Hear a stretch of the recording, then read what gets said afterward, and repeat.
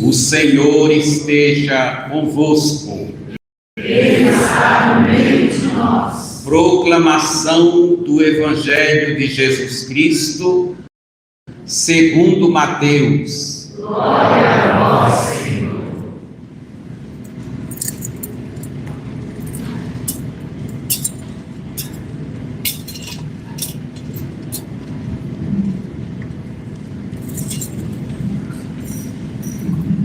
Naquele tempo, Jesus contou outra parábola à multidão. O reino dos céus é como um homem que semeou boa semente no seu campo. Enquanto todos dormiam, veio o seu inimigo e semeou o joio no meio do trigo e foi embora. Quando o trigo cresceu e as espigas começaram a se formar, apareceu também o joio. Os empregados foram procurar o dono e lhes disseram: Senhor, não semeastes boa semente no teu campo? De onde veio então o joio? O dono respondeu: Foi algum inimigo que fez isso. Os empregados lhes perguntaram: Queres que vamos arrancar o joio? O dono respondeu: Não. Pode acontecer que, arrancando o joio, arranqueis também o trigo. Deixai crescer um e outro até a colheita. E no tempo da colheita direi aos que cortam o trigo: Arrancai primeiro o joio, amarrai-o em feixes para ser queimado. Recolhei, porém, o trigo no meu celeiro.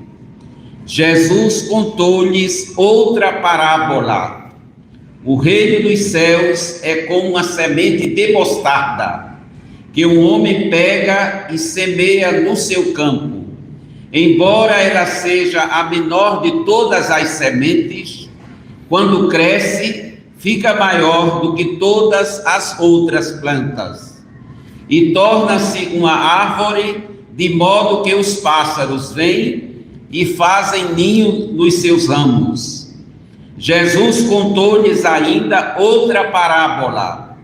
O reino dos céus é como fermento, que uma mulher pega e mistura com 3 porções de farinha, até que tudo fique fermentado. Tudo isso Jesus falava em parábolas às multidões. Nada lhes falava sem usar parábolas, para se cumprir o que foi dito pelo profeta: Abrirei a boca para falar em parábolas. Vou proclamar coisas escondidas desde a criação do mundo. Então Jesus deixou as multidões e foi para casa. Seus discípulos se aproximaram e disseram: Explica-nos a parábola do joio. Jesus respondeu: Aquele que semeia a boa palavra é o Filho do Homem. O campo é o mundo. A boa semente são os que pertencem ao reino. O joio são os que pertencem ao maligno. O inimigo que semeou o joio é o diabo. A colheita é o fim dos tempos. Os ceifeiros são os anjos. Como o joio é recolhido e queimado ao fogo, assim também acontecerá no fim dos tempos. O Filho do Homem enviará os seus anjos e eles retirarão do seu reino todos os que fazem outros pecar e os que praticam o mal, e depois os lançarão na fornalha de fogo. Ali haverá choro e ranger de dentes. Então os justos brilharão como o sol no reino do seu Pai.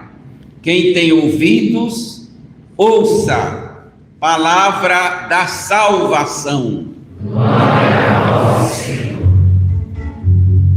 Aleluia, aleluia, aleluia.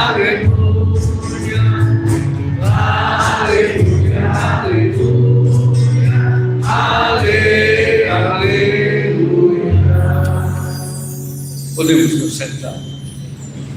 E antes de uma breve reflexão sobre o Santo Evangelho, vamos acolher o Padre que nos visita e que vai se apresentar.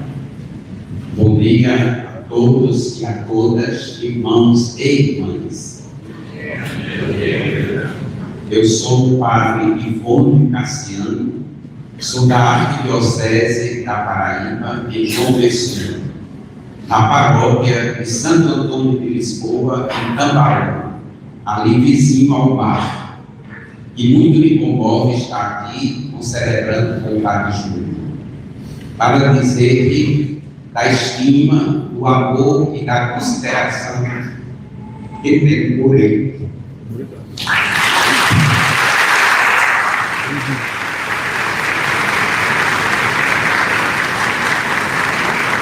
Nós agradeço muito a sua presença aqui conosco. E se tem um lugar que eu tenho vontade de visitar, é João Pessoa, na Paraíba, viu?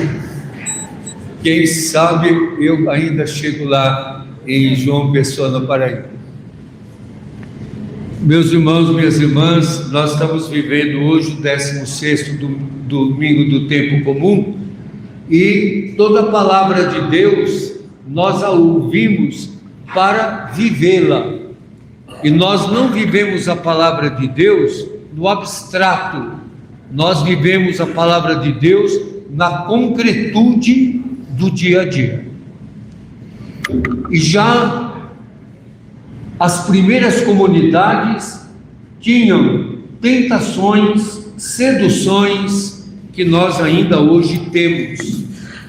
O Evangelho nos fala das 3 tentações de Jesus, e hoje nestas parábolas fala das 3 tentações das comunidades cristãs.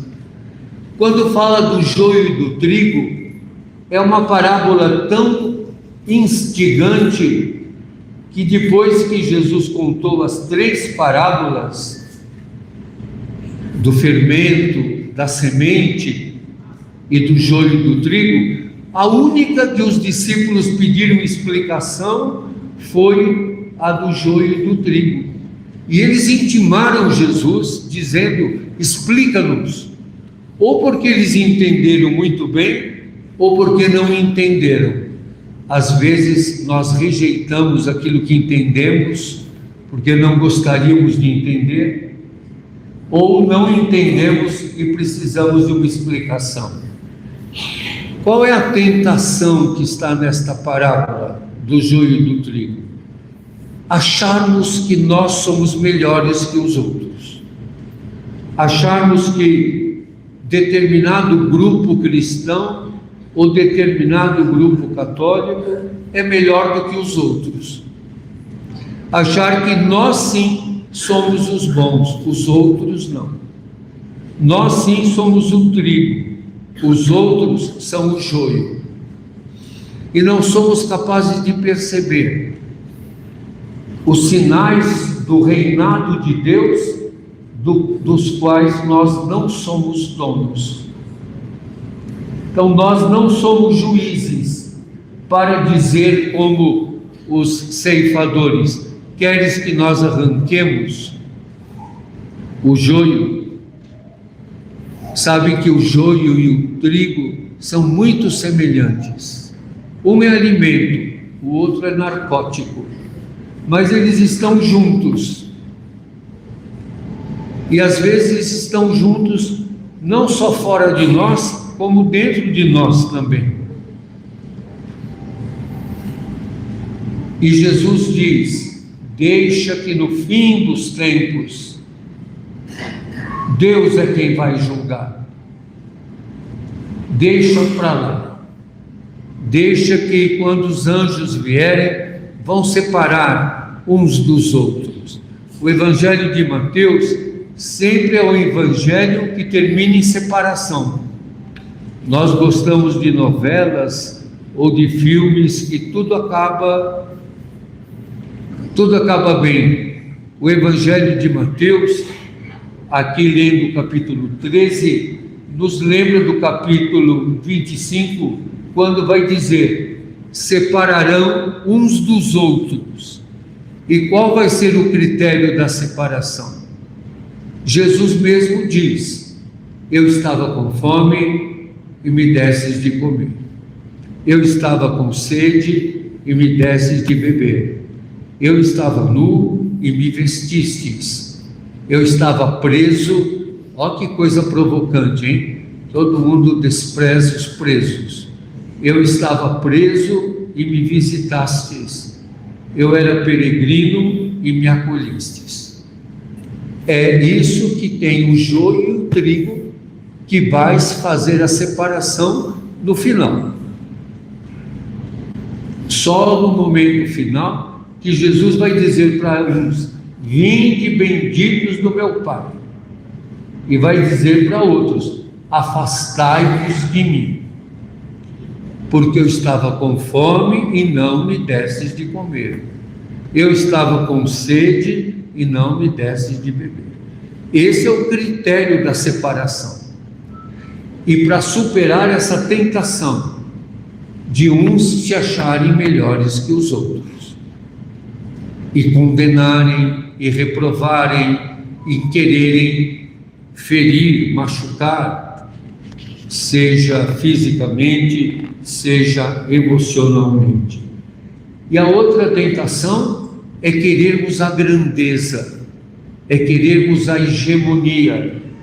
São os grupos que ficam dizendo: eu sim, eu arrasto multidões, eu ganho muita fama, eu faço isso, eu faço aquilo. E Jesus vai dizer: o reinado de Deus é como uma semente microscópica, tão pequenina como a semente da mostarda, que cresce e se torna uma hortaliça, onde os pássaros fazem ninhos.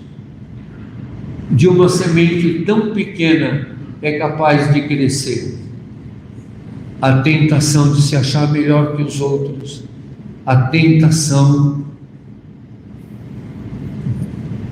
da grandeza, da importância, de querer ser o mais forte. E a outra tentação, a tentação de querer dominar, de querer ter a força. Por isso Jesus diz: o reinado de Deus é como fermento. Quando nós fazemos um bolo ou alguma coisa que vai fermento, o fermento causa um efeito, mas desaparece. Se você for comer o bolo e tiver as bolotinhas de fermento, não é bom e é amargo. Então Jesus vai comparar o reinado de Deus para que nós tenhamos perseverança, para que nós tenhamos paciência. Nossa cabeça pensa do modo neoliberal. Nós queremos produzir resultados muito rapidamente. Nós não entendemos o mistério da história e nem sempre conseguimos compreender a silenciosa presença de Deus. Deus é silencioso, não usa um megafone, vai silenciosamente levedando a massa. Assim nós somos chamados a vivenciar o amor de Deus. Muitas vezes essa vivência do amor de Deus é incômoda. Eu ontem reencontrei um livro que eu tenho há tantos anos, que é autografado pelo autor. É o livro do Padre Comblan, que se chama O que é a Verdade. E ele começa o capítulo dizendo a resposta que deu um grande filósofo, muito querido, Emmanuel Mounier. E o Emmanuel Mounier diz: a verdade é estar ao lado dos pobres. A verdade é estar ao lado dos fracos. A verdade é estar ao lado dos insignificantes. A verdade é estar do lado dos rejeitados. Busquemos a verdade, porque a verdade é Jesus. Gostou do que acabou de ouvir, do que acabou de ver? Se você gostou, divulgue. E além de divulgar, inscreva-se no canal TV MTC. Simples assim. Aperte no botão inscreva-se. E assim você está fortalecendo um instrumento de formação e de informação da classe trabalhadora, das trabalhadoras cristãs, dos trabalhadores cristãos. Contamos com essa sua colaboração.